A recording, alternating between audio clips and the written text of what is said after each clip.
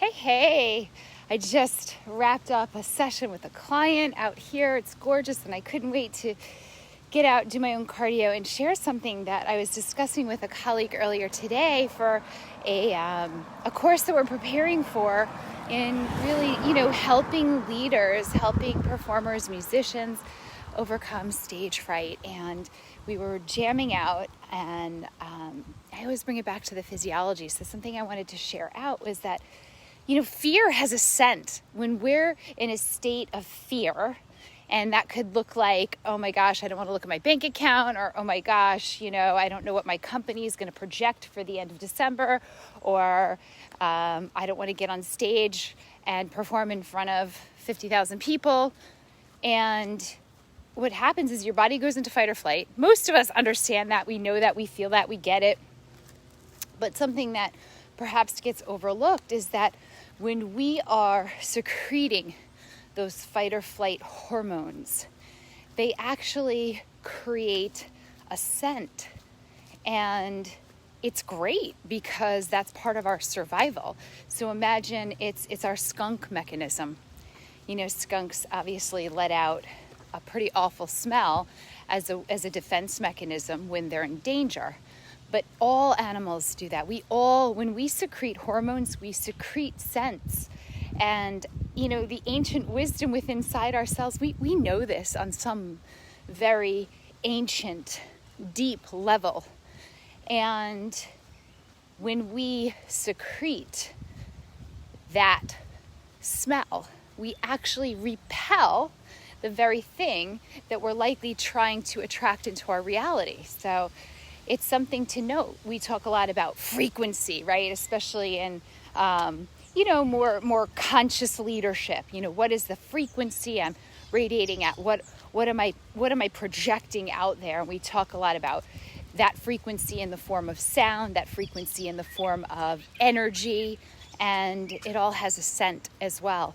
And so it all goes together. It all goes hand in hand. So one simple exercise you can do, and this is a daily practice, it's noticing when you are coming into that place where you might react to something. So let's say someone triggers you into defense, and you get tight and you get agitated, and you're going to react perhaps unconsciously with something defensive or something negative. In that moment, you can't show compassion.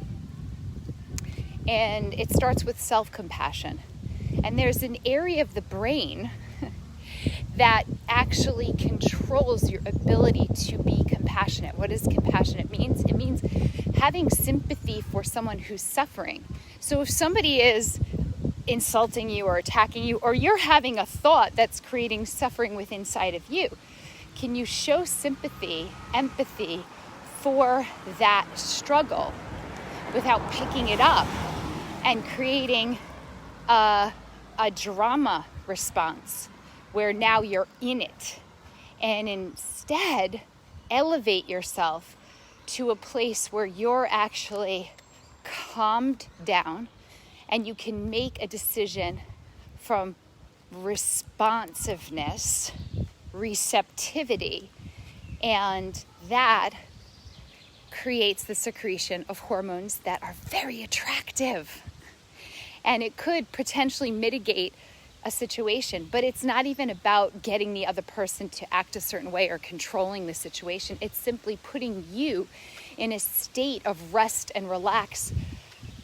And you just press repeat, wash, rinse, repeat, wash, rinse, repeat. So when you're in that moment where you feel like you might go into reaction, pause, take a deep breath. And even if you don't do that, literally give yourself a hug. And who the hell cares what people think, right?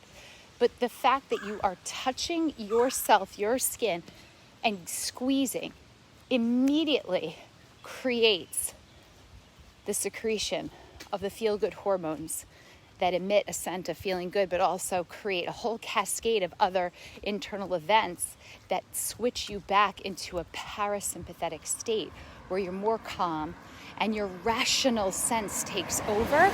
And imagine life like that. You simply, that's how you quantum leap into another reality and attract in the life that you actually want to be living. So easy, right? We have all these amazing tools already inside our DNA, and it's simply a matter of activating them. So getting that compassion, the compassion center of the brain turned on in those moments, and practicing it, sending so much love. And let me know how it goes. I'm curious to know. It's so instant, you'll feel it right away. So much love. Peace out. And if you're interested in overcoming stage fright, or having a conversation around fear that shows up for you that stops you dead in your tracks, and you really are looking forward to working with that fear, reach out. I'm happy to have a conversation with you about what we have coming up, and just really supporting women and being able to get out there and really speak, really emanate, really have presence and lead from the place that the world really needs right now, which is more femme leadership. That's just my opinion. Peace out. So much love.